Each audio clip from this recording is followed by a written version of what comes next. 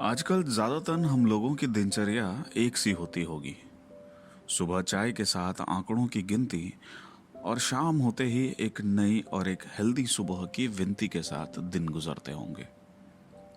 नमस्कार दोस्तों, आशा करता हूं कि इस ग्लोबल महामारी में आप सभी कुशल मंगल होंगे। कुछ सुनाओ यार के इस एपिसोड में मैं आपके साथ महाभारत से जुड़े कुछ रोचक कहानियां और कुछ इंटरेस्टिंग फैक्ट्स शेयर करना चाहता हूं। तो आज हमारे इस रोचक तथ्य के किरदार हैं धृतराष्ट्र। दोस्तों, क्या आप जानते हैं कि धृतराष्ट्र के अंधे होने का रीजन क्या था, या उनके पिता कौन थे, या फिर उनके पास ऐसी कौन सी शक्ति थी जिसके बारे में कृष्ण ने पांडवों को पहले ही आगाह किया था। तो कहानी की शुरुआत होती है सत्यवती से। सत्यवती जो भीष्म पितामह की दूसरी माँ थी, या यूं कह लीजिए सौतेली माँ थी। सत्यवती के दो पुत्र थे। एक थे विचित्रवीर्य और दूसरे थे चित्रांगदा। चित्रांगदा थोड़े हॉट हेडेड टाइप के इंसान थे, तो ज्यादातर वो लड़ाई में ही व्यस्त रहते थे। कहते हैं किसी गंधर्व की लड़ाई में उनकी मृत्यु हो जाती है। और दूसरे विचित्रवीर्य, वो हमेशा बीमार रहते थे।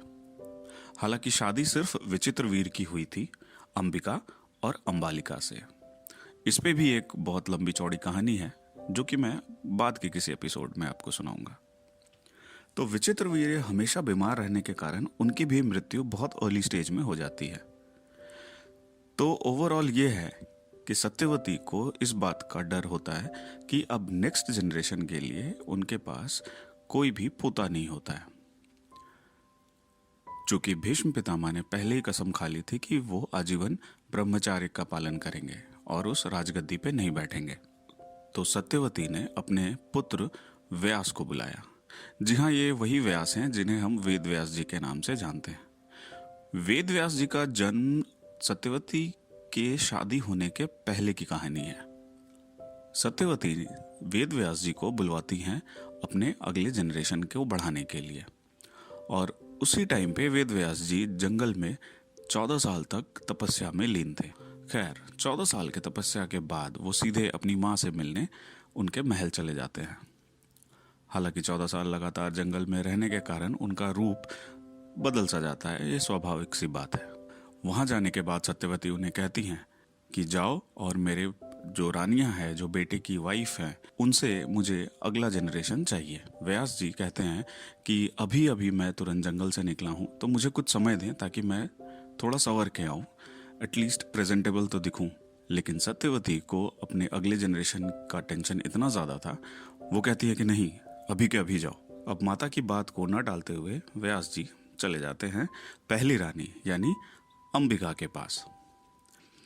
अब वंश बढ़ाने के मकसद से जब व्यास जी अंबिका के पास पहुंचते हैं तो उनके इस रूप को देख के, एक तो उनका रूप प्रेजेंटेबल नहीं था, दूसरा ये भी कहते हैं कि चूंकि उनके अंदर इतनी यौगिक शक्तियां थी कि उनको डायरेक्ट आंखों से देखना पॉसिबल नहीं था। हालांकि ये बहुत ही डिबेटेबल है। तो उस प्रोसेस में, वंशज बढ़ाने के प्रोसेस में, अंबिका इतनी डर जाती हैं और सहम जाती हैं, और फिर इसी डर के कारण वो अपनी आंखें बंद कर लेती हैं।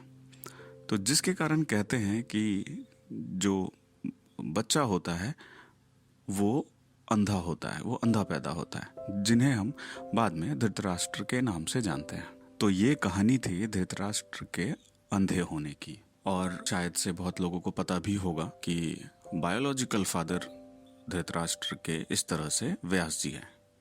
अब इस इंसिडेंट के बाद व्यास जी सत्यवती से जाके शेयर करते हैं। तो सत्यवती उन्हें कहती है कि एक काम करो, तुम दूसरी वाली रानी के पास जाओ, यानी कि जिनका नाम होता है अंबालिका। अब व्यास जी मरता क्या नहीं करता, माँ का आदेश मानना है, तो वो जाते हैं अंबालिका के पास। अंबालिका का भी हालत कुछ वैसा ही होता है। वो देख के इतनी डर जाती हैं और इतनी सहम जाती हैं कि कहते हैं कि जो उनसे जो बच्चा होता है वो भी बहुत ही पेल होता है, यानी बहुत कमजोर होता है। और इनका नाम होता है पांडु, जो कि पांडव के पिता कहलाते हैं। तो पांडु और धृतराष्ट्र के बायोलॉजिकल फादर सेम है। तो ये कहानी थी धृतराष्ट्र जी के अंधे होने की, और पांडु जी के कमजोर होने का रीजन ये था। तो अब हम लोग आते हैं कहानी के दूसरे पार्ट पे, जहाँ पे कि ऐसी कौन सी शक्ति होती है जिसके बारे में कृष्ण जी ने पांडवों को पहले ही आगाह किया था। तो धृतराष्ट्र को व्यास जी ने एक वरदान दिया था। उन्हें 1,00,000 हाथियों की शक्ति उनके बाजुओं में दी थी। मतलब कहते हैं कि उनके बाजुओं में इतनी ताकत थी कि वो लोहे के पिलर को उनके अगर हाथों के बीच में आ जाए तो वो यूं चींटी की तरह मसल सकते थे। तो जब कुरुक्षेत्र की लड़ाई खत्म हो जाती है, जब सब खत्म हो जाता है, सारे कौरव मर जाते हैं और पांडव बचते हैं, तो पांडव लोग जाते हैं धृतराष्ट्र से मिलने के लिए। जब कृष्ण को पता चलता है कि पांडव लोग धृतराष्ट्र से मिलने जा रहे हैं, उनसे आशीर्वाद लेने जा रहे हैं, तो वो उन्हें आगाह करते हैं कि वहां पे उनसे मिलने तो जा रहे हो, बट उनसे गले मत मिलना, और अगर गले मिलना तो अपने और उनके बीच में एक लोहे के पिलर को रखना, उनसे डायरेक्टली गले नहीं मिलना। क्योंकि कृष्ण जानते थे कि बच्चों के मरने का गम और उनके अंदर एक रिवेंज की भावना रहेगी ही रहेगी, और वो चाहकर भी उसको ख़त्म नहीं कर पाएंगे।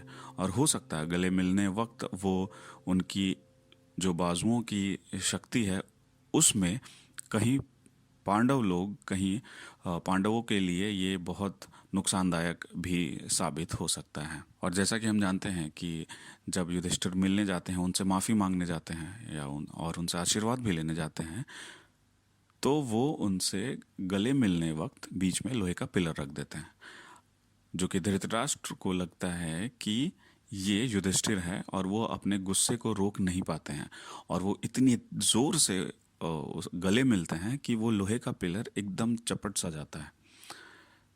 और इसी दौरान उन्हें इसी प्रोसेस में उनका शायद से रिवेंज का जो गुस्सा है वो भी निकल जाता है और वो शांत भी हो जाते हैं।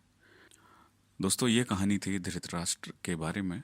आशा करता हूँ कि आपको ये छोटा सा फैक्ट पसंद आया होगा।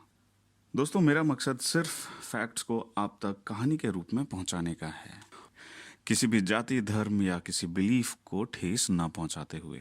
फिर भी अगर आपको लगता है कि मैं इन्हीं चीज़ों को किसी और अच्छे तरीके से आपके सामने प्रस्तुत कर सकता हूं, तो प्लीज़ मुझे बताएं, प्लीज़ मुझे लिखें कि मैं और किस तरह से इसको और बेहतर कर सकता हूं। इस एपिसोड के लिए बस इतना ही। मिलते हैं एक नए एपिसोड में एक नए इंटरेस्टिंग फैक्ट के साथ में। तब तक के लिए बने रहिए कुछ सुनाओ यार में, ओनली विथ अमित रवानी।